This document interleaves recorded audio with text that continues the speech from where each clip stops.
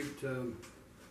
Today we're going to take a little recess from working on our porch for the large dollhouse, and I'm going to share with you what my son has made. He makes tabletop things for game playing, and he's made a very beautiful church-like structure for his game board, and he'll tell you more about that.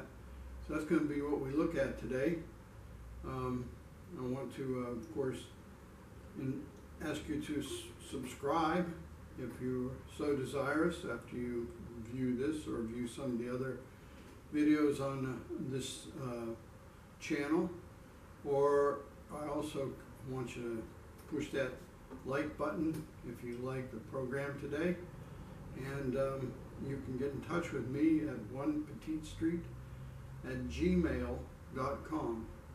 So let's look at what my son has built, and you see what I think is a very beautiful miniature. So BJ, yeah.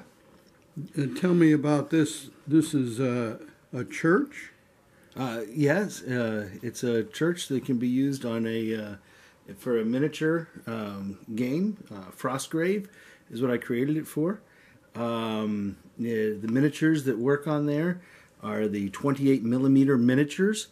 They can be moved around. The doorway is based on their size. The windows would be very large for them. It's a very large building for that size of character. It was created so that it could be used in a miniature game, a miniature war game, to play against each other as scenery and terrain. So maybe we could shift it around so we can see the front and the back. And yes, absolutely. You want to move it here while we're recording, or do you want to stop it? Or well, because I can move it like this. Right. That's good. So you can see the front. Okay.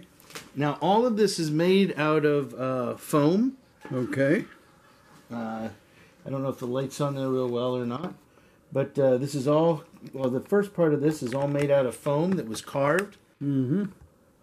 And then the roof is the shingles themselves. They're made out of a styrofoam plate, like the styrofoam plates you buy in the store. Oh, yeah. And I cut out of the styrofoam plate. Now, when I originally started these, I can turn it this way a little bit. Yeah. When I started them originally down here, I was making each and every shingle individually and gluing it on. And that process became very laborsome and also not very effective, because what I started doing then after that is I would cut a whole row and cut slits into it so I could lay a row down, which I think actually looks really good up in this section up here. Okay. Go ahead. You want to continue to turn... Well, if I could, I'd like to point one other thing out on this side. Yeah. Around the windows here, I also cut pieces of that styrofoam plate and placed them there to make it look like smaller stones that outline the windows on those sides. Oh, yeah. Okay. And then the back. The back here is also the same kind of foam, insulation foam that is used.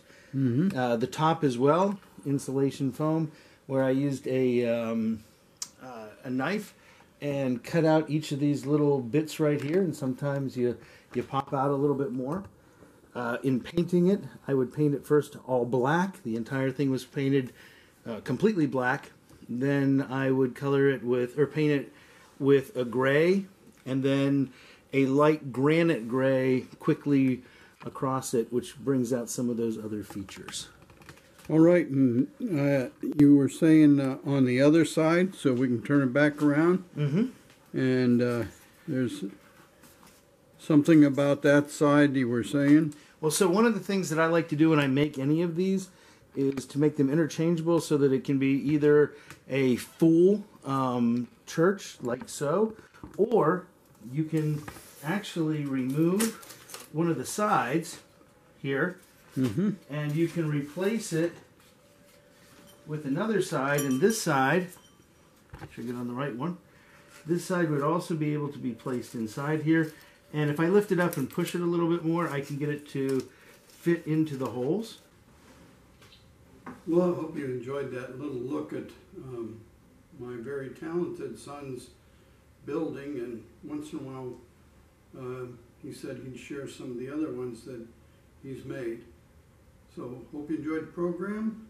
Just remember that you don't have to have really big things in order to enjoy them. Some of the smallest things in life, they're the most enjoyable. You have a good one, and we'll see you next time.